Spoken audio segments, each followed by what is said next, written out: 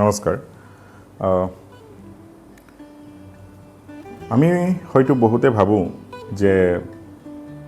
আমাৰ মগজুৰ যি সক্ষমতা আছে এই সক্ষমতাৰ বেছিতকৈ বেছি সংখ্যক সেইসকলে ব্যৱহাৰ কৰে যিসকলে বিজ্ঞানী কোনো শ্ৰেষ্ঠ দাৰ্শনিক বা কোনো শিল্পী যি ডাঙৰ ডাঙৰ সৃষ্টি কৰিব পাৰিছে এক অবাক কৰি দিব পৰা বিশেষ প্ৰতিভা সৃষ্টি কৰিব পাৰিছে বা ক্ৰীড়া জগত খেল জগত বা যিসকল ব্যক্তিয়ে বিশেষ উচ্চমানৰ কাৰ্য কৰিব পাৰিছে তেখেতলোকে মগজুৰ যি সক্ষমতা আছে তাক বেছিতকৈ বেছি সংখ্যক ব্যৱহাৰ কৰিব পাৰিছে আৰু যিসকলে জীৱনত এনে কৰিব পৰা নাই আৰু তেখেতলোকৰ প্ৰতি আমাৰ এক ধাৰণা আছে যে মগজুৰ বেছি সংখ্যক ব্যৱহাৰ নকৰিলে এইটো যি ধাৰণা আমাৰ মাজত আছে এই ধাৰণাটো একচুৱেলি এইটো মানুহৰ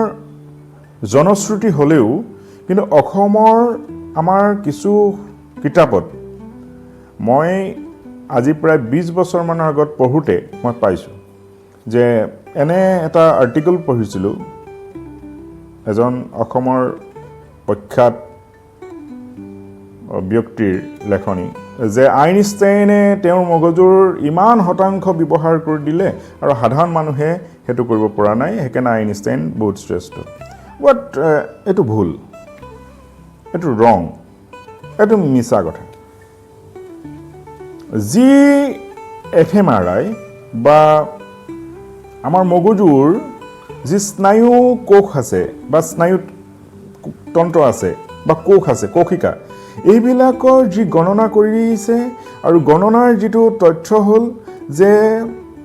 আমাৰ মগজুৰ যি সক্ষমতা আছে সেই সক্ষমতাক আমি 100% প্ৰতিজন সুস্থ ব্যক্তিয়ে সমানে ব্যৱহাৰ কৰোঁ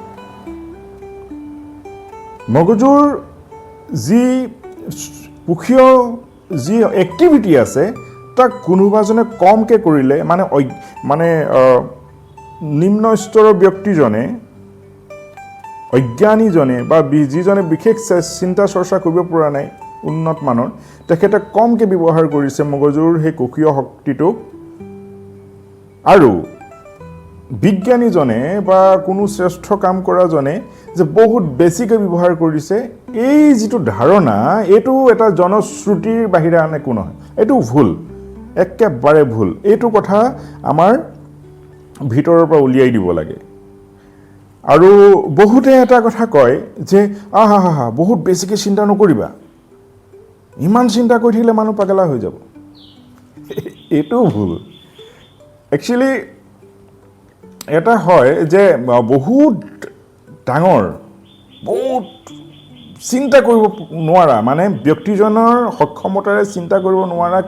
কোনো যদি বিষয়বস্তু চিন্তা কৰে তেওঁ ভাগৰ লাগি যাব পাৰে মগজুৰে ভাগৰ অনুভৱ কৰিব পাৰে বহুত কষ্ট অনুভৱ কৰিব পাৰে টোপনি আহি যাব পাৰে ইয়াৰ কাৰণ হৈছে কি যিটো বিষয়ৰ ওপৰত আমাৰ জ্ঞান নাই আমাৰ আগৰ পৰা সেইটো কনচেপ্টটো আমাৰ কি হৈছে সংগ্ৰহ হৈ থকা নাই মগজুৰ ভিতৰত তো সেই কথাটো যেতিয়া চিন্তা কৰিবলগীয়া হয় তেতিয়াহ'লে কি হয় আমাৰ প্ৰিফ্ৰণ্টেল কৰ্টেক্স বহুত বেছি সি কষ্ট কৰিবলগীয়া হয় সি চিন্তা কৰিবলগীয়া ভাবিবলগীয়া হয় বুজিবলগীয়া হয় এই গোটেইখিনি কাম একে মুহূৰ্ততে কৰিবলগীয়া হোৱাৰ কাৰণে কি হয় সি ভাগৰ অনুভৱ কৰে বাট এইটো কথা নহয় যে বহুত বেছি কথা চিন্তা কৰি থাকিলে এজন মানুহ পগলাই হৈ যাব অ'কে এনেকুৱা চিন্তাবিলাক আমি আমাৰ ভিতৰৰ পৰা উলিয়াই দিব লাগে কাৰণ আমাৰ মগজুৰ যি ক্ষমতা আছে স্মৃতি যিটো ভঁৰাল আছে ইয়াৰ পৰিমাণ হৈছে 10 লাখ গিগাবাইট যদি আমি ইয়াৰ পৰিমাণটো চাওঁ তেন্তে হ'ব এটা আজিৰ আধুনিক কম্পিউটাৰৰ তাৰ যিটো ক্ষমতা তথ্য সংগ্ৰহ কৰি ৰখাৰ সি হ'ব 1000 গিগাবাইট অৰ্থাৎ 10 লাখ গিগাবাইট হ'ল যে 1000 কম্পিউটাৰৰ তথ্য সংগ্ৰহ কৰি ৰখাৰ ক্ষমতাৰ সমান কিন্তু আমাৰ মগজুটো কম্পিউটাৰৰ দৰে হাৰ্ড ডিস্কৰ চিষ্টেমটো নহয় মানে কম্পিউটাৰত কি হয় যে আমি যেতিয়া তথ্য মানে তাত সংগ্ৰহ কৰোঁ আৰু সেই 1000 গিগাবাইট যদি কমপ্লিট হৈ যায় তেন্তে আমি পুনৰ অলাগতিয়াল যিবিলাক তথ্য সংগ্ৰহ কৰি থোৱা আছিলে সেইবিলাক ৰিমুভ কৰিবলগীয়া হয় কিন্তু মগজুৰ ক্ষেত্ৰত সেইটো নহয় মগজুৰ ক্ষেত্ৰত হয় কি যে আমি যেতিয়া নতুন নতুন কথা চিন্তা কৰি কৰি গৈ থাকোঁ তেতিয়া আমাৰ মগজু নিউৰোপ্লাষ্টিচিটি বুলি এটা প্ৰক্ৰিয়া হয় যিটো আমাৰ কি হৈছে নিউৰোপথবিলাক পুনৰ গঠন কৰি কৰি গৈ থাকে সেইকাৰণে ই অসীম ই কোনো সীমাবদ্ধ নহয় পুৰণা যিবিলাক অলাগতিয়াল কথা আছে আমি সেইবিলাক কথা চিন্তা নকৰোঁ আৰু নতুন নতুন কথা চিন্তা কৰি গৈ থাকোঁ আৰু নতুন নতুন নিউৰোপ্লাষ্টিচিটি বা নিউৰোপথবিলাক আমাৰ নিৰ্মাণ হৈ হৈ গৈ থাকে গতিকে ইয়াৰ যদি মানে সংখ্যাটো চোৱা যায় লাখ লাখ কম্পিউটাৰৰ সমান হ'ব পাৰে গতিকে মগজুৰ ক্ষমতা অসীম এতিয়া আহিলে জটিল কুৱেশ্যনটো যে যদি ইমান প্ৰত্যেকজন মানুহে সক্ষমতা আছে তেনেহ'লে আইনষ্টাইন মানে আপেক্ষিকতাবাদৰ সূত্ৰ আৱিষ্কাৰ কৰিলে ষ্টেফেন হকিঙে কেনেকৈ পাৰিলে বা লিওনাৰ্ডো দা ভিঞ্চিয়ে কেনেকৈ মনালিছাৰ দৰে চিত্ৰ আঁকিলে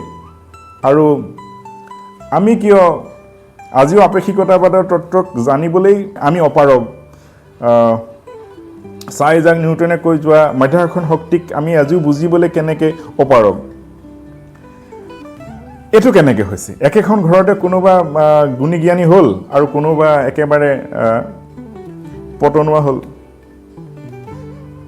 এইটো এটা ডাঙৰ কুৱেশ্যন আচলতে কুৱেশ্যনটো ডাঙৰ এইটো কাৰণে যে আমি বাস্তৱত প্ৰত্যেকেই এটা উচ্চ পৰ্যায়লৈ যাবলৈ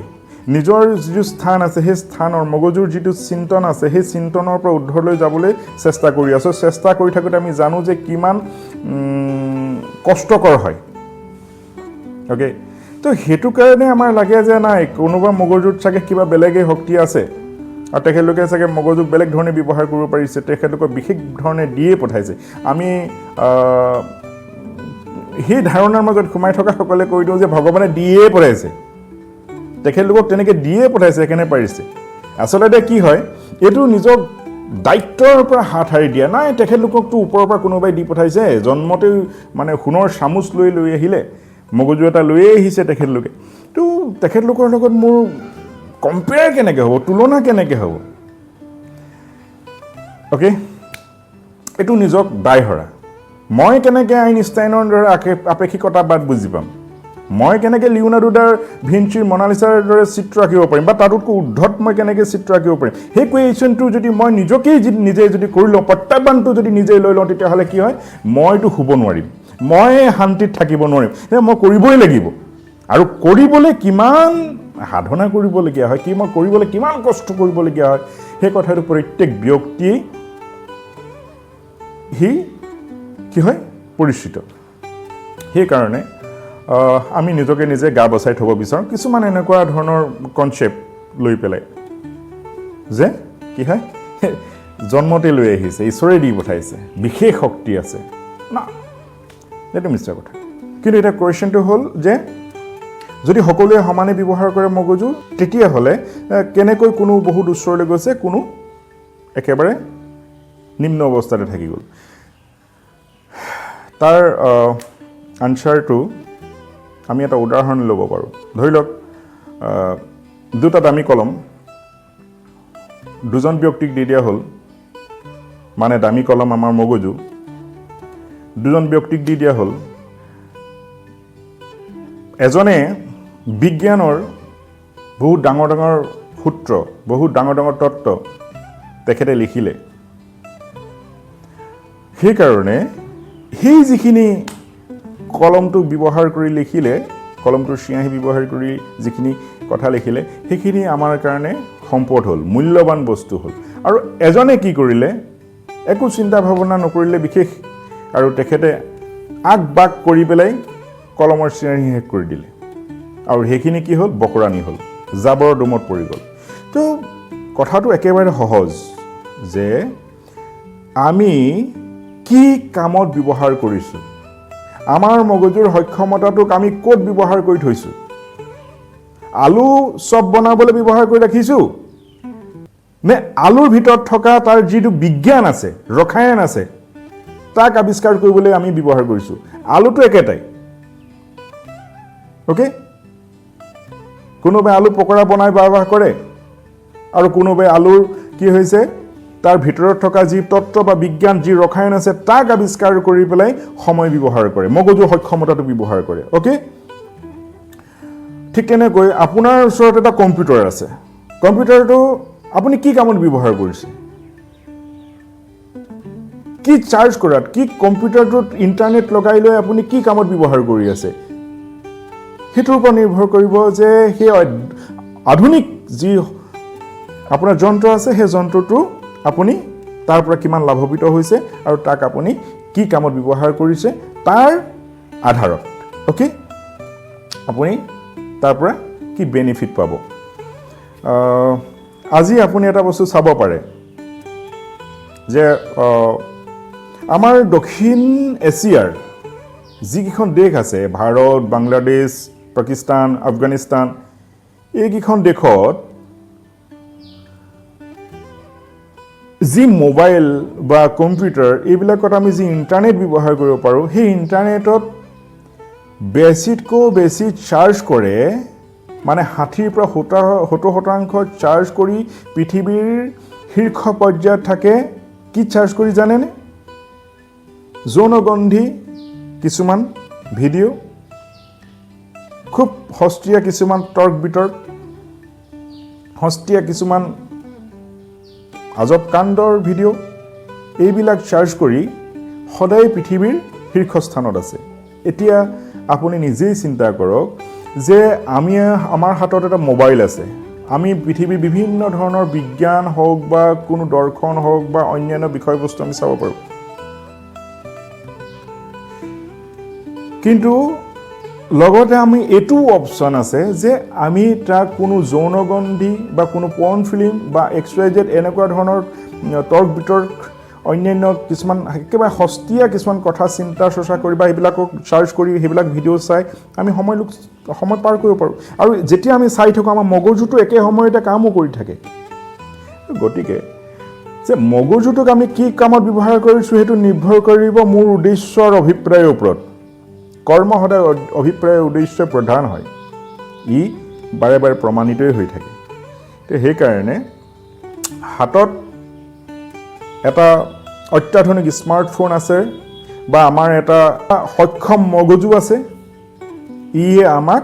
শ্ৰেষ্ঠ জীৱ বা উন্নত মানৱ কৰি নতুলে উন্নত মানৱ বা শ্ৰেষ্ঠ জীৱ হ'ব ইয়াক তুমি কি উদ্দেশ্যৰে ব্যৱহাৰ কৰিছা ওকে